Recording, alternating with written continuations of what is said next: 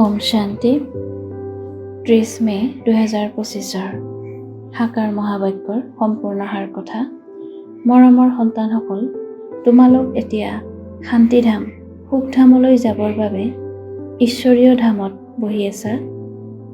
এয়া হৈছে সত্যৰ সংগ, য'ত তোমালোক পুৰুষোত্তম হৈ আছা। প্ৰশ্ন: তোমালোক সন্তানসকল পিতাতকৈও উচ্চ, নিজ নহয়, কেনেকৈ?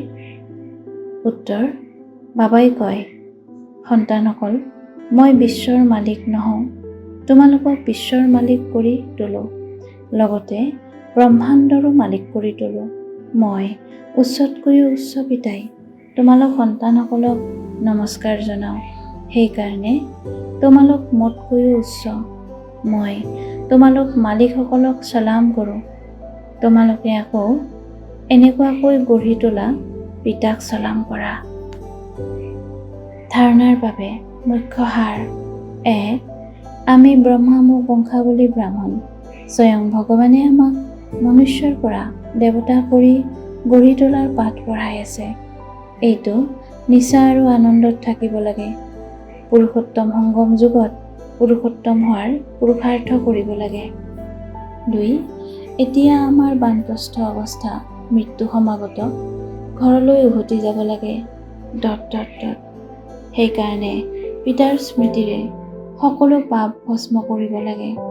বৰদান: জ্ঞানৰূপী চাবিৰে ভাগ্যৰ অক্ষয় সম্পদ প্ৰাপ্ত কৰোঁতা সমৃদ্ধিশালী হোৱা। বিস্তাৰ: সংগম যুগত সকলো সন্তানে ভাগ্য গঢ়িবলৈ জ্ঞানৰূপী চাবি প্ৰাপ্ত কৰে। এই চাবিৰ ব্যৱহাৰ কৰা আৰু যিমান বিচৰা সিমান ভাগ্যৰূপী সম্পদ লোৱা। চাবি পালা আৰু সমৃদ্ধিশালী হৈ গলা। যিয়ে যিমান সমৃদ্ধিশালী হয় সিমানেই স্বতঃ আনন্দিত হৈ থাকে। এনেকুৱা অনুভৱ হয় যেন অক্ষয় অবিনাশী আনন্দৰ নিজৰা বৈয়েই থাকে। তেওঁলোকক সৰ্বসম্পদেৰে ভৰপূৰ সমৃদ্ধিশালী ৰূপত দেখিবলৈ পোৱা যায়। তেওঁলোকৰ কোনো ধৰণৰ অপ্ৰাপ্তি নাথাকে। শ্লোগান: পিতাৰ সৈতে সংযোগ ঠিকে ৰাখা, তেতিয়া সৰ্বশক্তি প্ৰবাহিত হৈ থাকিব। আত্মিক, অভিজাত্য আৰু পবিত্ৰতাৰ ব্যক্তিত্ব ধাৰণ কৰিবলৈ আজিৰ অব্যক্ত সংকেত। যিমানেই পবিত্ৰতা সিমানেই ব্ৰাহ্মণ জীৱনৰ ব্যক্তিত্ব। যদি পবিত্ৰতা কম তেন্তে ব্যক্তিত্ব কম। এই পবিত্ৰতাৰ ব্যক্তিত্বই সেৱাতো সহজে সফলতা প্ৰাপ্ত কৰায়।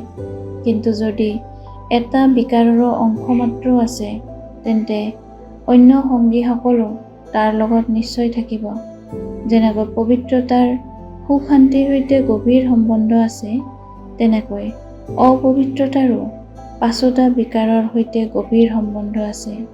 সেইকাৰণে যিকোনো বিকাৰৰ অংশ মাত্ৰও থাকিব নালাগে। তেতিয়া পবিত্ৰতাৰ ব্যক্তিত্বৰে সেৱা কৰোঁতা বুলি কোৱা হ'ব। ওম শান্তি।